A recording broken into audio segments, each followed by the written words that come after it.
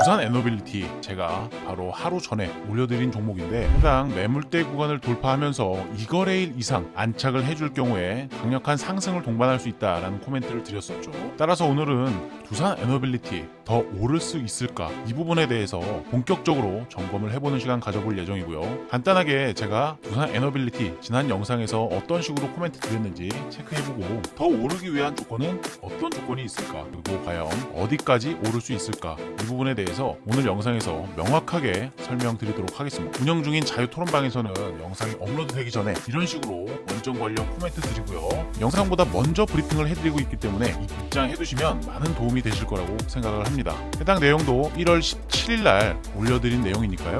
이번에는 한 방짜리가 아니다라는 설명을 드렸습니다. 자, 그럼 오늘의 영상 바로 시작하겠습니다. 자, 바로 2일 전에 올려드렸던 영상 두산 에너빌리티 관련된 영상이었습니다. 저는 기존에 S&T 에너지 등 원전 관련주에 대한 관심이 많아서 영상에서 계속해서 올려드리고 있는데요. 바로 전에 올려드렸던 두산 에너빌리티 차트예요. 보시면은 가격이 아직 급등하기 전에 올려드린 내용이고요. 절대 지금 한 방짜리가 아니다라고 강조를 드리고 있습니다. 아직까지 해당 영상 보지 않으셨다면 주식 체인저 검색하셔서 해당 제목 체크해보시면 될 것 같고요. 그러면 먼저 더 오를 수 있을까? 이 부분에 대한 결론부터 먼저 말씀을 드리겠습니다. 저는 당연하게도 예스라고 생각합니다. 제가 지난주부터 말씀드렸죠. 절대 한 방짜리가 아니다라고 말씀을 드렸어요. 그렇다면 더 오르기 위한 조건이 더 중요하겠죠. 해당 조건 바로 살펴보겠습니다. 자, 우선 제가 지난 영상에서 설명드린 주된 키워드는요, 바로 이 라운딩 바텀 패턴이었습니다. 이렇게 보시면은 컵 모양 패턴으로 종종 묘사가 되는데요. 가격이 하락할 때는 이렇게 천천히 바닥을 형성하면서 가격이 상승으로 전환되는 그런 반전형 차트 패턴입니다. 주로 이렇게 긴 시간대 프레임에서 장기적인 추세 전환에서 나타나는 패턴입니다. 그래서 강력한 신호로 작용할 수가 있는데요. 특징을 보시면 이런 식으로 점차적으로 하락하다가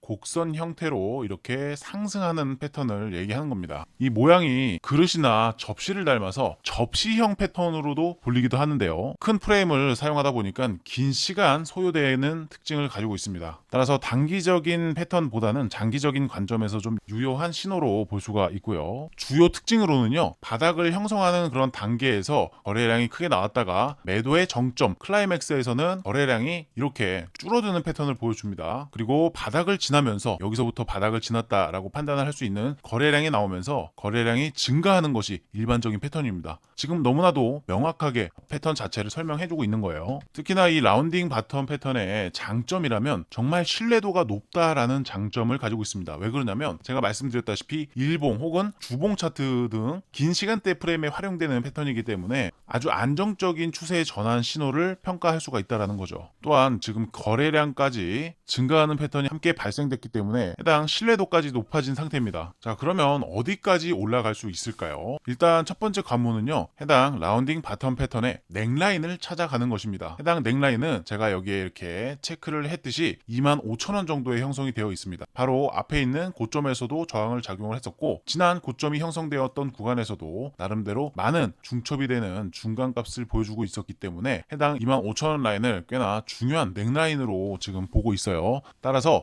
25,000원이라는 길목을 넘어서면 추가적인 상승 흐름을 볼 수가 있다는 것인데요. 일단 첫 번째 관문이라고 보시면 되세요. 25,000원은 단기적인 상승 채널의 상단선이자 장기적인 라운딩 바텀의 넥라인이기도 한 중요한 구간입니다. 따라서 25,000원을 돌파를 해줘야 추가적인 상승세를 보여줄 수가 있고요. 그러면 앞전에 있던 이러한 고점 약 3만원 가격대는 강한 저항이 아니겠느냐, 이렇게 질문을 하시는 분들 계실 수가 있어요. 근데 보시면은 해당 날짜는 2021년도에 형성되었던 고점입니다.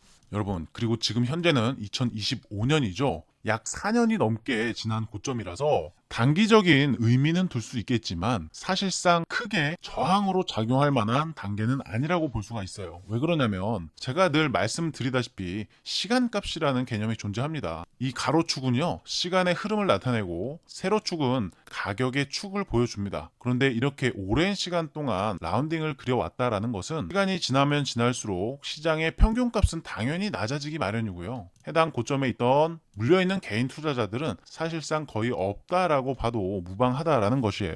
누군가는 손절을 했을 거고, 누군가는 물타기를 했을, 누군가는 사고 팔고 848을 계속 했을 거고, 누군가는 새로 들어왔을 거고 누군가는 팔았다 다시 샀을 것이고, 이런 식으로 돈이라는 거는 계속해서 롤링이 진행됩니다. 돈이 섞인다라는 것이죠. 그래서 시간의 흐름에 따라서 시장의 평균값은 계속해서 낮아집니다. 그걸 가장 잘 보여주는 게 바로 이동평균선이에요. 자, 그래서 주봉 차트를 켜서 이평선의 위치를 살펴봐도 지금 모든 캔들이 주봉 차트에서도 이평선 위에 가격이 형성되어 있다는 것은 저항이 그렇게 강력한 자리가 아니다라는 것으로 해석을 할 수가 있고요. 일봉 차트에서 단기적인 흐름을 보면은 이평선과 어느 정도 이격도가 벌어졌기 때문에 지금 괴리율이 발생한 상황입니다. 따라서 단기적인 차익 실현 욕구는 좀 강해질 수 있어요. 그러나 앞에 있던 캔들과 현재의 캔들을 보시면은 확연하게 차이가 나죠. 이 캔들은요, 말 그대로 시가가 여기서 시작했다가 올라갔다가 빠진 캔들이에요. 그리고 이 캔들은 여기서 시작해가지고 이렇게 올라간 캔들이라는 겁니다. 기존의 저점을 형성했던 캔들과는 에너지 자체가 다르다는 거죠. 따라서 저는 아직까지는 추가적인 상방을 노려보는 전략이